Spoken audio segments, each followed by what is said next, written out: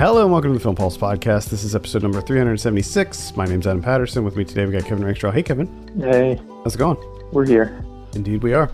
This week on the show, we'll be taking a look at RZA's latest directorial effort, Cutthroat City. We'll also be going over some we're watching on the watch list and new releases on VOD and Blu-ray.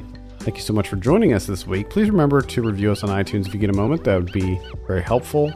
Just one bit of housekeeping. I think that we decided that we're going to take the week off next week. Is that correct? In order to prepare for Fantasia Festival, which we'll be covering on the site.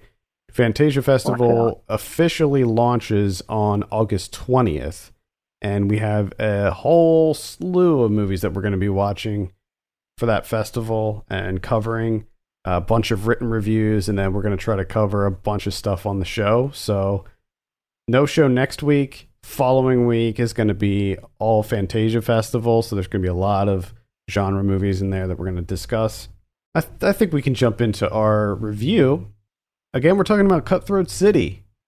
This comes out on VOD platforms Friday. It's directed by RZA. I have a synopsis here. Set after Hurricane Katrina, four boyhood friends, out of options, reluctantly accept an offer to pull off a dangerous heist in the heart of New Orleans.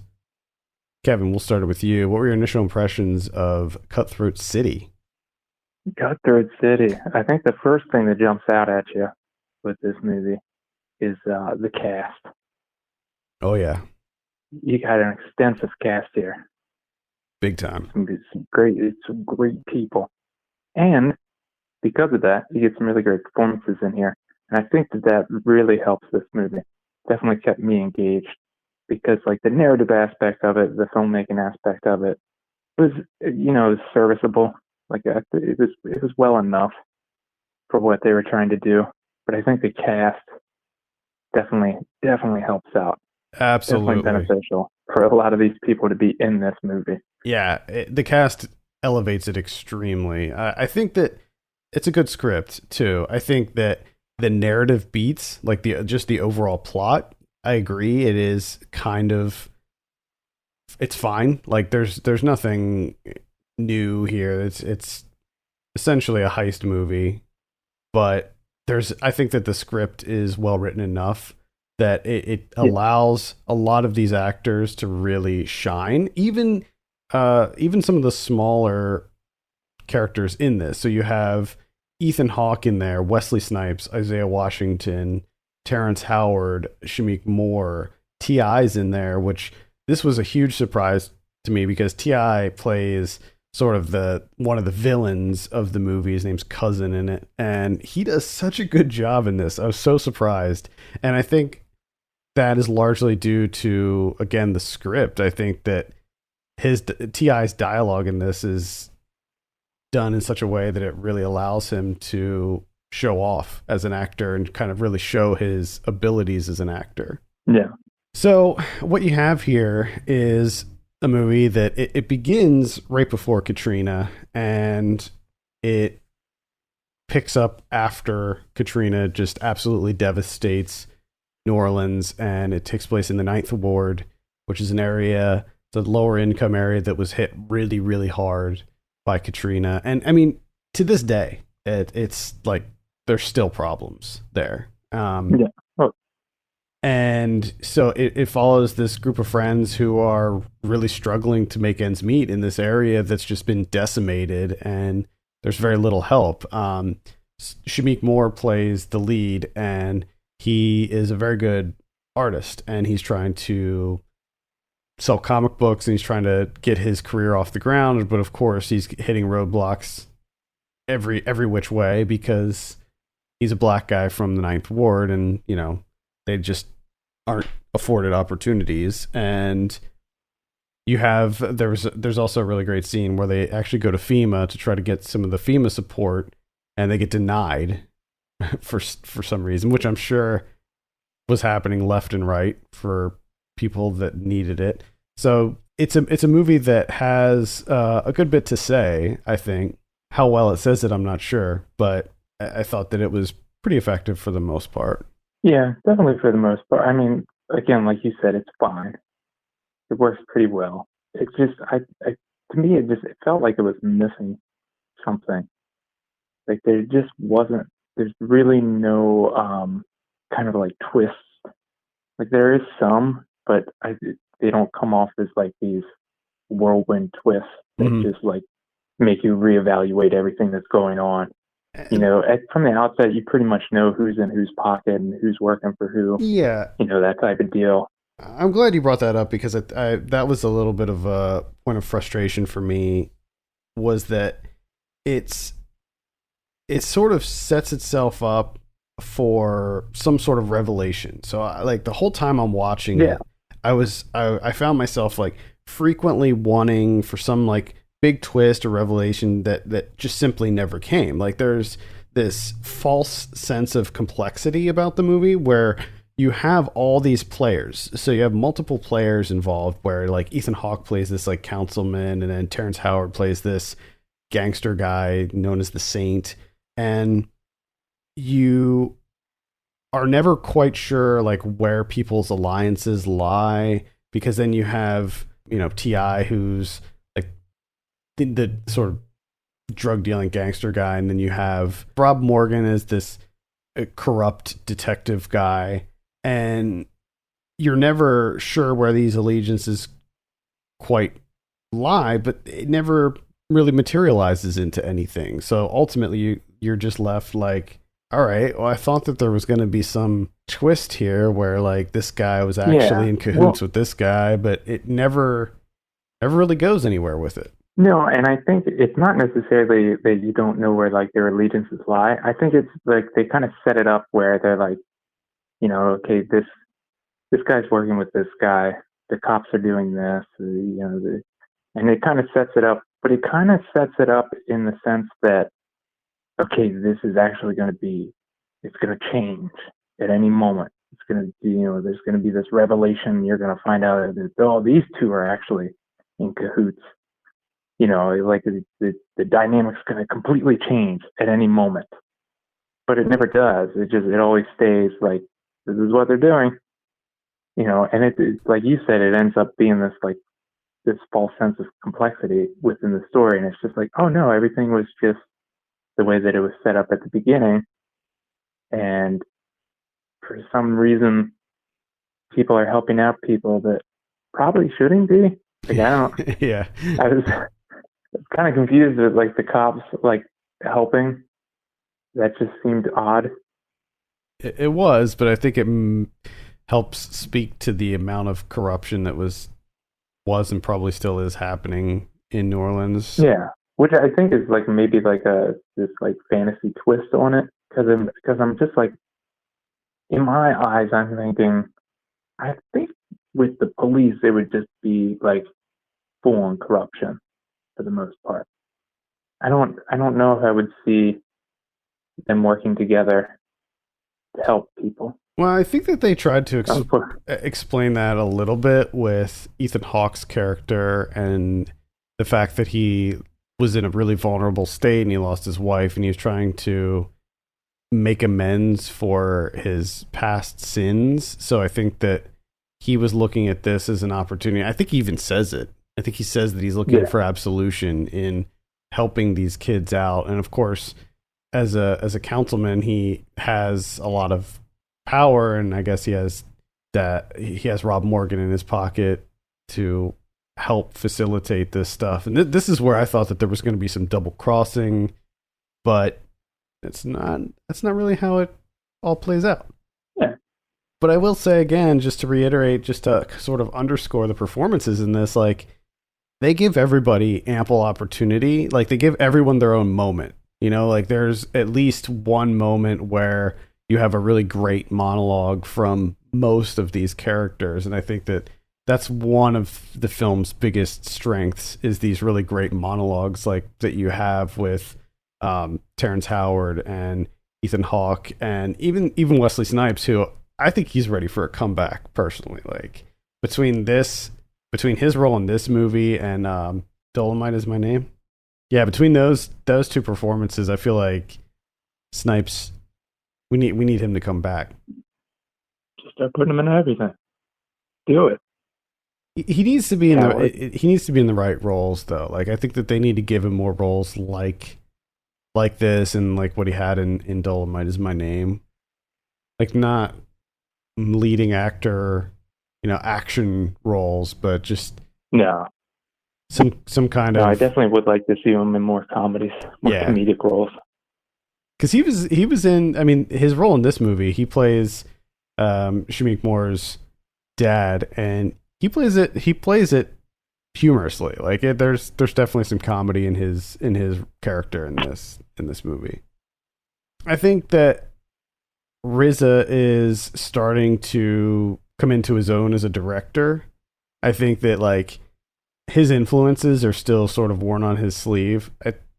Like, I mean, there's even a conversation in this movie about Tarantino and Tarantino Hmm. movies, and I feel like he sort of adopted that style where there's a few conversations in this movie that don't particularly pertain to the plot immediately, and it's just sort of banter between people about specific subjects.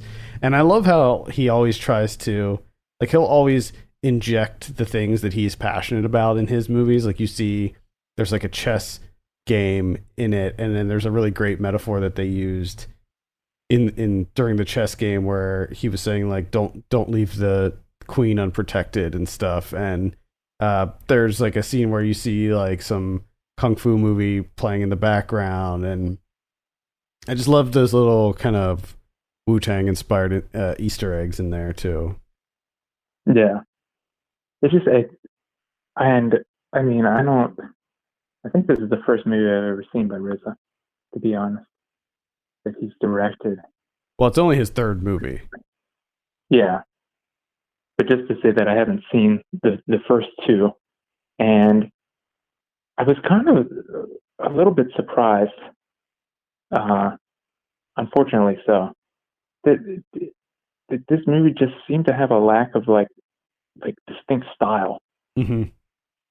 Like if I didn't know, and then at the end of it you were like, this movie was directed by RZA, I'd be like, no, it wasn't. Because I feel like at least with the Man with the Iron Fist, even though I didn't see that movie, like even from like trailers and stuff, images that I've seen from the movie, I'm like, okay, that has a very distinct style to it. Yeah. And that's kind of what I was thinking going into Cutthroat City. I was like, at least this is going to have a very distinct style to it, you know. But it kind of came off as, you know, any other heist movie, just with a far superior cast. Yeah, which is actually kind of funny because the opening credits are a little misleading because you see those opening credits and you're just like, oh yeah, this is gonna be one slick movie. Because I really liked the opening credits, but no, it ends up feeling pretty standard. I think that you can definitely see some Tarantino influences in there still, and with the Man with the Iron Fist, that was very heavily Tarantino inspired. And then I was also feeling a little Spike Lee in there as well, Mm-hmm. especially with like the narration that comes on at the end and stuff, where he lays out the intentions of the movie very specifically, and just so there's like no room for interpretation, no room for like misinterpretation. Like this is what this movie's about, and I appreciate that in Spike Lee movies. I think that maybe it was a little bit too intense with the messaging in this. I think he could have dialed it back and made it a little bit more subtle. But I also think that this was maybe could have used another edit. Yeah. Again, I was expecting some more style, some more flourishes. Yeah, you don't have too many in there. Like there's a couple things here and there, a couple things that I feel like didn't work at all. Like there's a really awkward freeze frame that happens at one point, and there's some really weird fading that happens in it too towards the end, and I felt like that didn't work. There's a lot of handheld work in this, which I thought was a little bit of a mixed bag.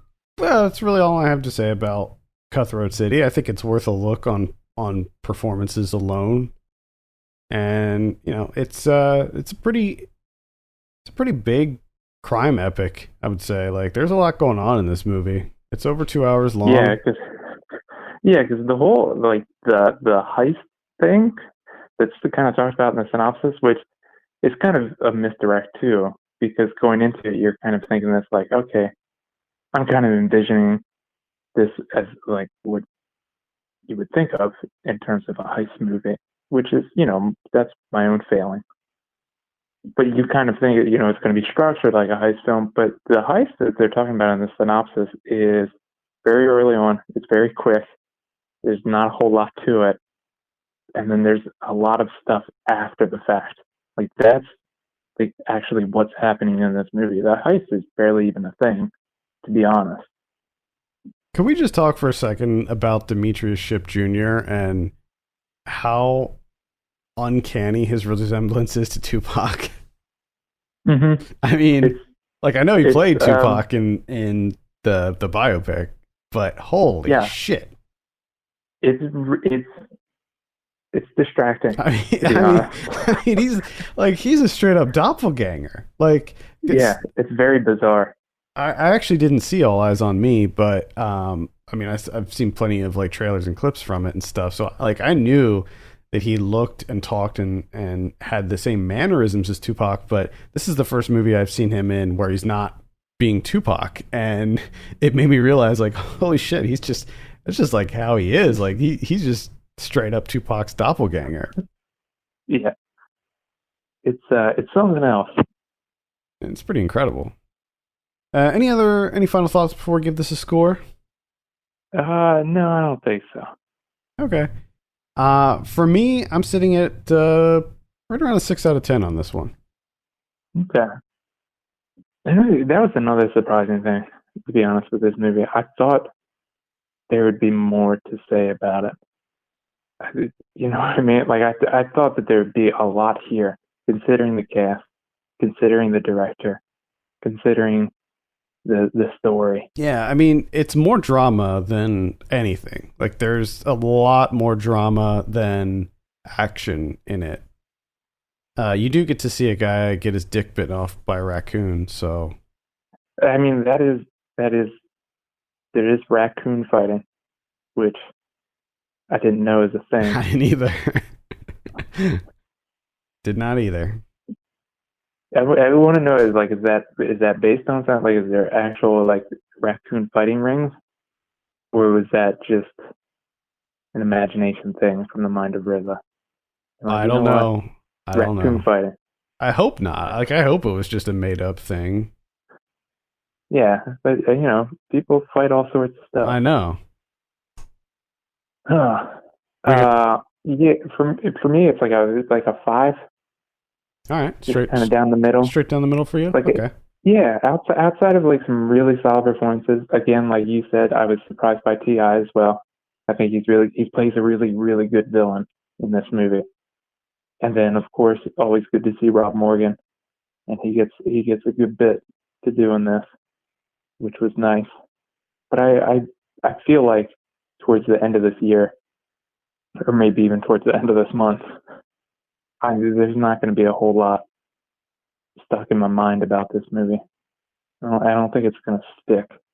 Yeah, unfortunately, it's very rare that a movie can be held up on performances alone, and I think that that's the case here. You have a really great cast who all deliver really great performances, but I just don't feel like the story is quite there. All right, let's talk about someone we're watching. I think it might be my turn this week.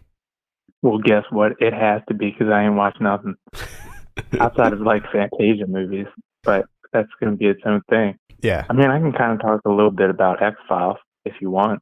If you'll have me, I will. Yeah, absolutely. Always down for some X-Files talk. I'll hit you with a couple of things here and there. I saw The Pale Door. This is a movie that's coming out on Friday. This is directed by Aaron B. Coons. I'll have a review for this up on the site this week. This is a very rare thing, and that's a Western horror movie. There's not enough. Okay. Not enough Western horror movies. We've had Bone Tomahawk. We've had Tremors 4. Where are the other Western horror movies? And I don't mean like folk horror movies that happen to take place during that time period, like The Wind or any of those other movies. I mean, like straight up cowboys, train robbing, Western. Anyway, this is a mashup of a Western and a horror movie where you have this band of outlaws who rob a train, and they think that they made away with this trunk full of loot. They stole it from the Pinkertons, and they open up this trunk thinking there was going to be gold, and nope, it's a young woman tied up, and she has this like face mask thing on, and they're just like, what is going on here? What are we doing? Well, the leader of the outlaws ends up getting shot during the robbery, and he's in bad shape. And she says, if you let me go, I can take you to my village. We have doctors there. We can patch him up, fix him up good. So they follow her. They go to this village. It's like the town's dead. It's a dead town, except for the brothel. The brothel is hopping. There's all these women, beautiful women in the brothel. They go in. They just start showering these guys with alcohol and food, and the ladies are all over them. And guess what? It's a coven of witches, and they all get attacked in various horrific ways by these witches. And so you have these outlaws that have to survive against this coven of witches. Really cool idea. I really liked the premise of this. You have some really cool people in here. No. Noah Segan is in there. He plays one of the outlaws. You have Pat Healy in there, who's another one of the outlaws. So you have a pretty solid cast in there too. I think the movie falters a bit when it doesn't just fully embrace the Western horror thing. It too often will try to go into dramatic territory and have these like really heartfelt talks between some of the people, specifically like the leader, like his younger brother is brought in, and like there's just all this kind of familial drama that's happening, and all of these like sort of like these pseudo sentimental moments that these characters have. And I think that it's unfortunate because it just sort of goes against what this movie truly is, and that's a crazy witch Western horror movie. And so I feel like it just doesn't fully embrace that. So it comes very, very close to being like flat out awesome, but it just slightly misses the mark. Man, I still had fun with it. I was, yeah, I gotta say I was pretty excited, but I could tell that the way that you were kind of discussing in the beginning that there's going to be a butt in there, a failure in execution somehow. Because the idea of outlaws versus witches. Come on. and there's like some of the like set piece. It felt very much like From Dusk Till Dawn to me. There's this like initial thing like when the witches reveal themselves, and it feels very much like From Dusk Till Dawn, where they're fighting in this brothel. A large portion of the movie takes place in the brothel, and these witches are like crawling on the ceilings, and like it's just pandemonium in there. But there's also like these really cool things. Like, I mean, they're witches, so they're like casting spells on the people and stuff, and like they trick one of the characters into eating glass, and he thought it was beef jerky, and he's like eating pieces of glass and stuff. So there's a lot of really cool moments in this, but it just slightly misses the mark when it tries to bring in all of these sort of earnest like moments. I don't have any way to tie that into X-Files. I didn't have any X-Files episodes that dealt with outlaws and or witches or the Wild West. So I'm empty-handed on that one. I feel like there's probably one somewhere in the series. How far are you into it at this point? I haven't got to it at that point, I think. No, I don't want to tell you because then you'll just laugh at me and you'll be like, that's it? That's as far as you are? Yeah, you're playing it up like you were just watching X-Files nonstop. For the entirety of my life. But that's not really true. I don't have a lot of time. You would think that I would, but I don't.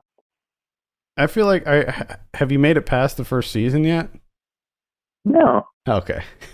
I was just gonna say I think season 2 is where it really starts getting its stride, but I mean there's still plenty of great episodes in season 1. No, episode or season 1 is like, honestly, for me, I didn't watch X Files like as a kid. My brother was really, really into X Files. He was obsessed with it, so he had to watch it every time it was on. I didn't really watch it because it freaked me out. I did like it was too scary for me. So I never really watched it outside of like an episode here and there. So this was the idea of like, okay, I'm a man now, or approaching one, like a semblance of a man, that I can handle X I Files want to now. conquer Hopefully, this. right?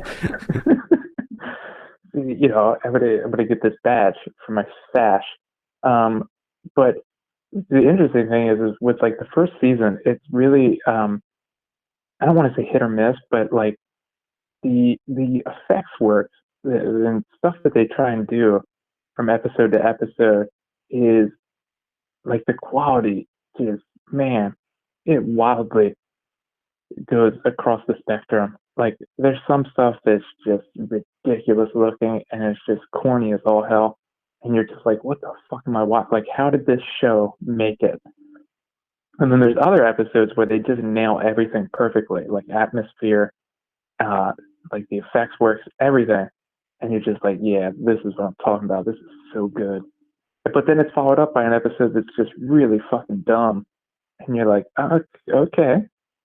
My favorite are always the Monster of the Week episodes, like the sort of self-contained episodes, rather than the like government conspiracy, alien, like overarching narrative episodes. Well, and that's what it is like with the first season. It seems like they're not 100% sure what they want to do with this show, because it's like they come back to the government stuff. Like that's always in every episode. But I don't know, like I was honestly thinking that this was more so paranormal stuff, or with extraterrestrials and everything. But there's some interesting choices being made in this first season. But I did watch it was their version of The Thing, their episode, which is just a complete remake of The Thing. Yeah. Which is fun. Yeah, it was really fun. When I was revisiting the series, I remember that episode. That was a really good episode. Yeah, I didn't know that they did that. So like as soon as they set it up, within the first, which the effects in that episode, some are great, like the creature stuff, and then some of it's just really fucking terrible, just awful. And like as soon as they set it all up, I'm just like, this is The Thing. This is great. Love it. I saw Peninsula. Now, I don't think I'm going to get too much into this. This was a movie that we were going to cover this week instead of Cutthroat City, but like Cutthroat City was a backup, and we didn't get a chance to watch Peninsula because there were reasons behind why we couldn't make it work for this episode. Should we do a little inside baseball and how screeners have changed over the years? Yeah, and so for some reason they seem to have gotten like far more difficult than they need to be. Yeah, so the release date for Peninsula got pushed back. I can't remember what the original release was, but it got pushed back, and because of that, the screener link expired, and I had to get them to renew it, and then after they renewed it, it expired again after like a day, and Kevin didn't get to see the movie. So that's sort of what happened. And it just sucks because like I was very, because usually I'm just fast and loose. Like I usually don't ask you beforehand. Like I'll just start a movie and I'll watch like 15 minutes of it and be like, okay, I got stuff to do. Shut the computer down. And then you'll be like, God damn it, Kevin, you fucking idiot. That was a one-time thing. I'm like, oh, sorry. But this, I took the precautions. And it still didn't work. Yeah, sometimes there's a lot of limits on them. And yeah, this one, unfortunately, it didn't work. I did get a chance to see it, though. I'm going to have a written review up on the site probably today or tomorrow. So this is directed by Yan Sang-ho. He's the same guy who did Train to Busan, which this is a sequel to. It takes place 4 years after the events of Train to Busan. And in my review, I sort of compared this to The Raid versus The Raid 2. Whereas in Train to Busan, you have it's a very fast, very kinetic, contained movie. Most of the movie takes place on the train, right? And then and that's how The Raid is. It's in one apartment building. Then in The Raid 2, the whole thing opens up and you have car chases and big gunfights and all of these other things, and it turns into almost this crime epic. And that's sort of how it is with Peninsula as well. Like the whole world opens up. Because it takes place 4 years after the zombie apocalypse, we're in sort of the like Mad Max world, like Land of the Dead, if you've seen that, where the zombies just took over all of Korea, and you have this team going into Korea in order to get this truck that's filled with money, US dollars, millions of dollars, and they're trying to get this truck off of the peninsula. And they have 3 days to do it. So you have this team of people going in, they get attacked by zombies, but guess what? The zombies aren't their biggest problem. It's the people that are surviving there because they're all like crazed psycho killers by this point. And they kidnap people and they force them to fight zombies for sport. And you have some really awesome set pieces in this. If you've seen the trailer for this, you'll have an idea. There's these really freaking out of control car battles, Mad Max style car chases, and those there's like 2 of them in the movie, but those alone are worth seeing this because they're just so energetic, so crazy, tons of fun. This is a good movie. I hesitate to say that I liked it more than the first one. I didn't like it more than the first one, but this is still a really solid entry. It's very tonally different than the first one as well. This is very action heavy. Lots of shooting and gunfights and stuff like that in the aforementioned car chases, which in Train to Busan, I don't think there was like any shooting at all. I think that they were just like bashing the zombies with their fists. I remember there's a lot of zombie punching in that movie. So yeah, Peninsula, it comes out this week. I definitely recommend checking it out. It is a Shudder movie, so I imagine that this is going to be popping up on Shudder in the not too distant future as well. Oh shit! Yeah, Game changer. Yeah, and portions of this are in English too, which I found kind of interesting. I don't know how I feel about that. Yeah, I think that it's partially due to the fact that the main characters end up becoming refugees and having to go to Hong Kong. So because there's a language barrier there, everybody just sort of speaks English. Gotcha. Yeah, check it out, Peninsula. All right, let's take a look at what we have on VOD this week. Got a number of notable releases here. First up, we have Skin, A History of Nudity in the Movies. That's obviously a documentary on nudity in movies. We have The Barge People. That's a horror movie. We have A Life of Endless Summers, the Bruce Brown story. That's the guy who did the Endless Summer movies, if you couldn't tell by the title. I loved the Endless Summer and the Endless Summer 2. Loved them. I don't know what these are. They're surfing documentaries. Surfing documentaries. Oh. Nah, but they're like old. okay. They're like old. You have Tracks. That's also on the 18th. And then on the 21st, you have The August Virgin. That's going to be a virtual theatrical release. You have Chemical Hearts. That's going to be on Amazon Prime. Tesla, which is the one with Ethan Hawke, where he plays Nikola Tesla. I'm interested in this. Kyle MacLachlan plays Thomas Edison. This one piqued my interest a little bit. It looks a little out there. Because from the trailer, it looks like they have cell phones and stuff. So it looks like they mix in like future technology into the biopic. Okay. So I'm very curious as to like how that works. If it was just some sort of like if it's organically fit in there, or if it's like dream sequences, or like how it all fits together. But I'll be checking that out. We have Stage Mother, Cutthroat City is coming out, and Peninsula is also coming out. I think that's about it for VOD. As always, check on the website at our VOD calendar for the latest. I need to update that.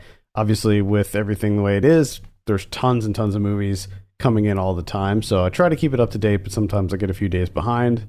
On Blu-ray this week, we have Gamera, the complete collection. This is Arrow box set. It's got 13 movies. It's all the Gamera movies. Okay. Never saw a single Gamera movie, so Me either. kind of interested in this. I think some of these are on HBO Max, maybe? I know that I saw them recently listed on a streaming service. We have Flash Gordon. That's a 4K release on Arrow. I never saw Flash Gordon either. Just never appealed to me. Me either. We have Frankenstein and the Monster from Hell from 1974. We have Deathstroke, Knights and Dragons, the movie. Huh? Deathstroke, Knights and Dragons, the movie. Deathstroke. Nah, Knights Deathstroke and- is a DC Comics character, so I'm assuming that this is an animated film.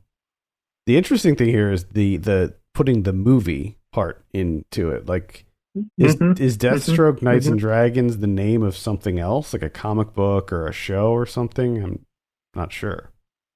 Just in case they don't want you to get confused. If you were looking for perhaps the TV show, perhaps the limited series, Yeah. whatever it may be, this is the movie. It looks like it's in that same kind of Batman the Animated Series style, which I always like. So, might be worth a look. I haven't watched too many of the DC animated movies recently. I used to watch pretty much all of them, but I don't know, I kind of fell off. We have Soldier Blue from 1970. We got The Eagle and the Hawk from 1933. Pitch Black from 2000. That's going to be on Arrow. The Outpost from earlier this year. It's a war film. We got Backlash from 1956. The Red Ball Express from 1952. Prevenge is finally coming out on Blu-ray. Really? Mm-hmm. The Last House on the Left from 1972. That's the Wes Craven film. That's getting an Arrow release as well. Open 24 Hours. That's a horror film. Those Who Deserve to Die. The Barge People. Looks That Kill. Not Zilla. Guest of Honor. Kino Lorber's putting out Guest of Honor. That's the Adam Egoyan one. That's about it. What do we have on Criterion this week? Oh, we got two. We have Paul Schrader's The Comfort of Strangers from 1990 getting released. Christopher Walken, Helen Mirren, Rupert Everett, Natasha Richardson. Never seen it. Never even heard of it, actually, to be honest. Neither have Paul I. Schrader movie I've never even heard of. Yeah, neither have I. And I'm gonna be hopefully putting out a review on this very soon. I'm gonna be reviewing it for Criterion, so Okay. I'm interested. Right. Okay.